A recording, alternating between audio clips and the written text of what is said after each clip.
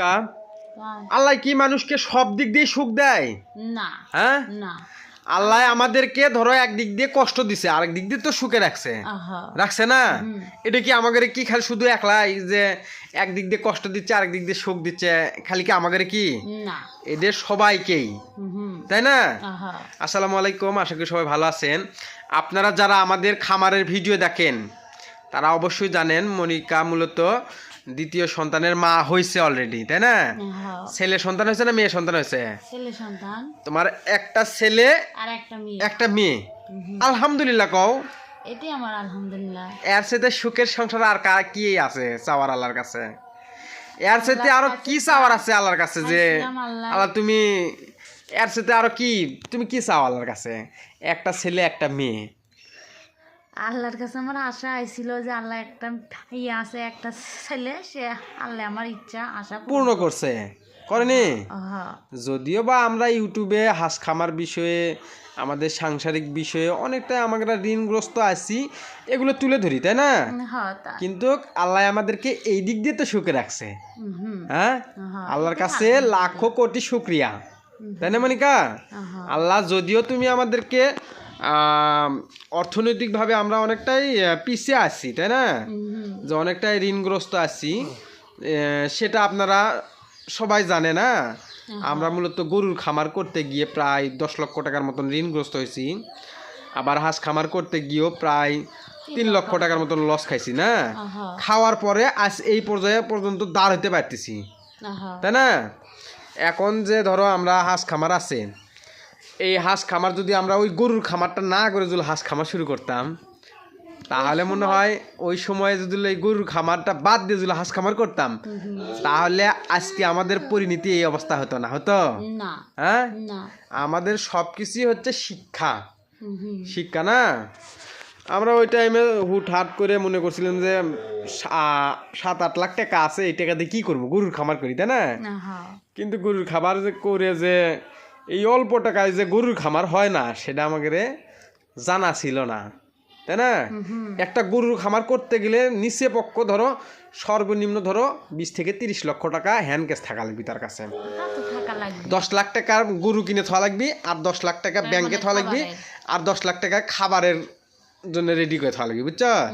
1 বছরের খাবার 10 লাখ টাকা, 1 বছর তোমার গরু পালবে 10 লাখ টাকা গরু কেনা লাগবে, আর 10 লাখ টাকা ব্যাংকে রাখা লাগবে, যে কোনো মুহূর্তে বিপদ আপদ আসলে খামারের টেকেল দিতে পারবি। হ্যাঁ, তাহলে সে গরু খামার করে লাভবান হতে পারবি। কিন্তু আমাদের ক্যাশই যা সবগুলো দিয়ে গরু কেনা হয়েছিল, গরু খাওয়ামু কি আমরা খামু কি কোনো ইয়ে আসছিল না। যে কয় টাকা হাতে ছিল তাকে দিয়ে ধরেন যে 7-8টা মানে গরু কেনা হয়েছিল, মানে টাকা ফুরিয়ে যায় পরে গরু খাওয়ামু কি ওই টাকা ছিল না যে ওই সময় ওটা আমরা বুঝতে পাইনি, যার কারণে গরুর খামার করে আমরা লস খাইছি, তাই না? কিন্তু হাঁসের খামার করে যে আমরা লাভবান এখন হচ্ছি, কিন্তু করার সাথে যে আমরা লাভবান হতে পারছি, করার সাথে যে কেউ লাভবান হতে পারবি এমন তো না। এমন আমরা হাঁসের খামার করে 3 লক্ষ টাকা লস খাইছি না?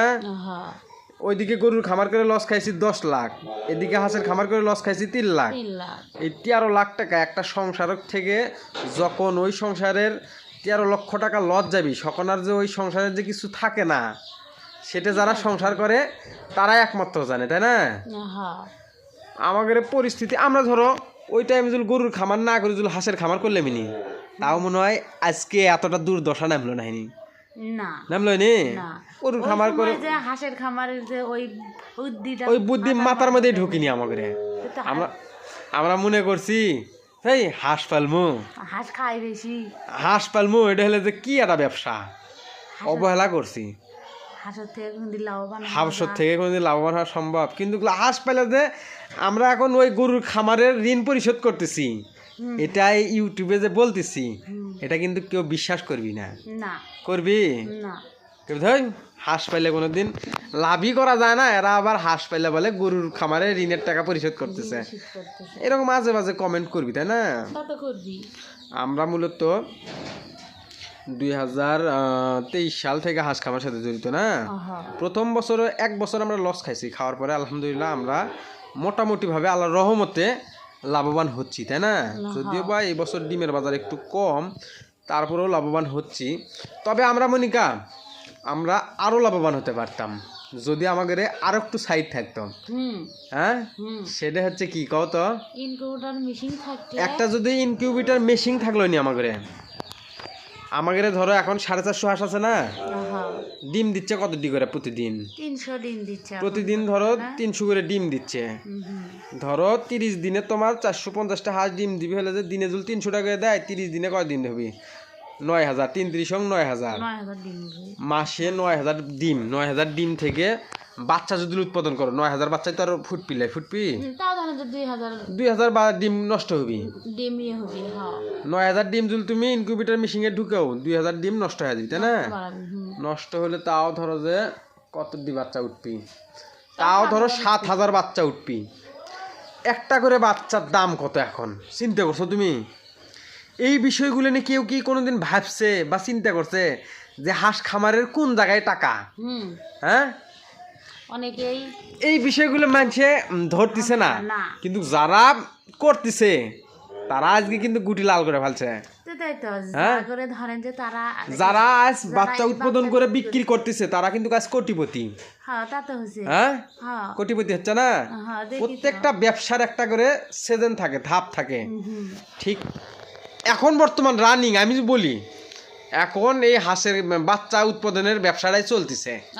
হ্যাঁ, যারা বাচ্চা উৎপাদন করে বিক্রি করতেছে তারা ধরো প্রতি বছরে বছরে কোটি কোটি টাকা ইনকাম করতেছে না?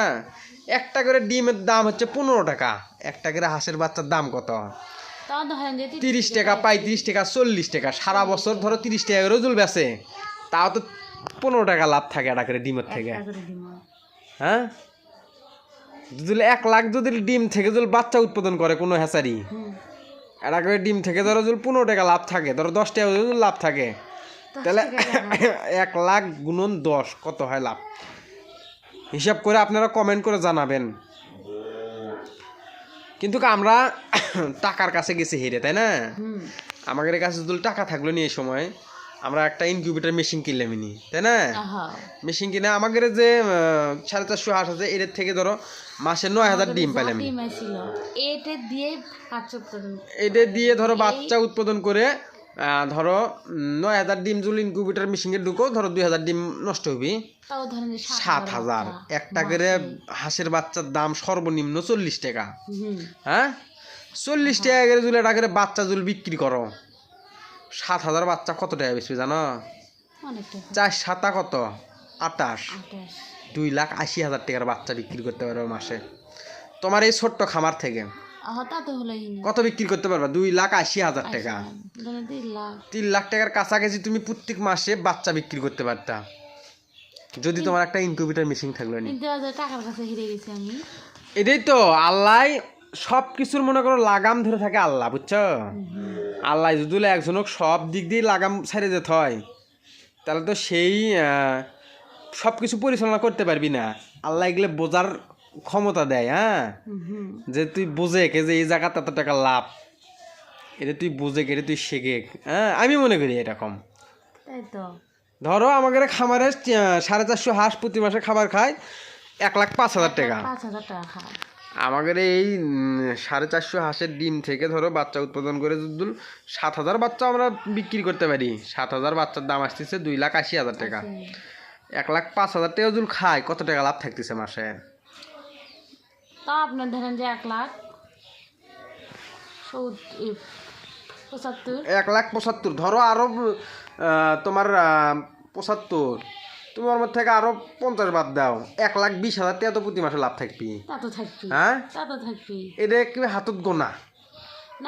এটা আমি মনিকা, এটা আমি বাস্তবায়ন করবো এই বছর না পেলেও আরেক বছর এটা আমি বাস্তবায়ন করবো। অথবা এই বছর টাকার কাছে আমি হেরে গেছি, আমি পাচ্ছি না টাকার কাছে, কিন্তু আরেকবার আমি এটা বাস্তবায়ন করবই যে খামারে 500 হাঁস থাকবি, 500 হাঁসের মাসে 15,000 ডিম উৎপাদন হবে, এবং সেই 15,000 ডিম থেকে বাচ্চা উৎপাদন করবো, সেই বাচ্চা আমি সেল করবো, তাই না? করে আল্লাহর রহমতে হাঁস খামারের সঠিক তথ্য পরামর্শ ইউটিউবে তুলে ধরবো, যাতে আমার মতন লাইভের প্রথম গরুর খামার করে কেউ আমার মতন লক্ষ লক্ষ টাকার লসের শিকার না হয়, এটাই আমার মনের একটা আশা, বুঝছো? জানি না আল্লাহ আমার কত দূর এটা কবুল করবি। তো আপনারা সবাই আমাদের জন্য দোয়া করবেন। আজকের ভিডিওটি এ পর্যন্তই। ধন্যবাদ সবাইকে। আসসালামু আলাইকুম।